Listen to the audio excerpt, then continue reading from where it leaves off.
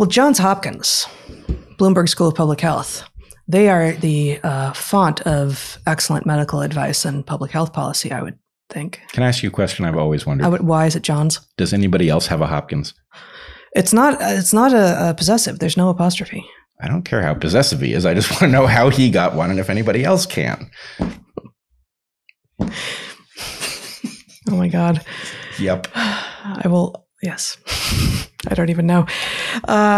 Show my screen for a second, Zachary, or for a little more than a second.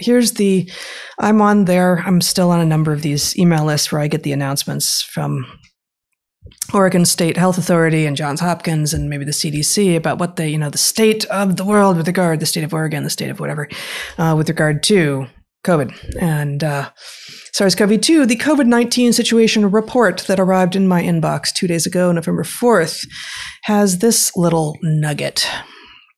It's got a lot of nuggets. Under the heading, U.S. authorizes pediatric vaccine, we have this. Concerns remain over whether children in this age group will be at risk of myocarditis and pericarditis, inflammation of the heart muscle or tissue surrounding the heart, respectively, rare but potentially serious adverse events associated with the Pfizer-BioNTech and Moderna mRNA vaccines. The risk is highest among adolescent and young adult males aged 12 to 29 years, and experts agree the risk in younger children likely will be lower. What? On what basis? Why would you possibly think that? What we know is that myocarditis and pericarditis is an adverse event that is affecting, yes, not very many, but many more than were expected, young men specifically. 12 to 29 years old. Why 12? Because that's the age at which the vaccines are allowed to begin. Until it was 12 to 29-year-olds, it was presumably 18 to 29-year-olds because the 12 to 17-year-old authorization came later. Experts agree the risk in younger children likely will be lower. Are they fucking kidding me? I'm sorry. Are they kidding? No, you go ahead, curse away. It's afternoon. The kids are in bed. How do they get away with this garbage? I know. Experts agree the risk in younger children likely will be lower.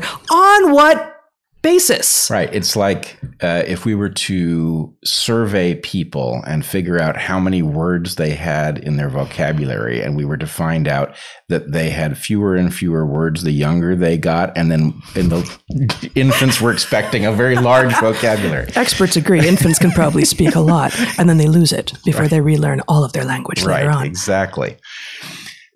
Yeah, it's preposterous. Experts agree. Follow the science. Follow the science. We have an epidemic in which people don't believe in truth. Right.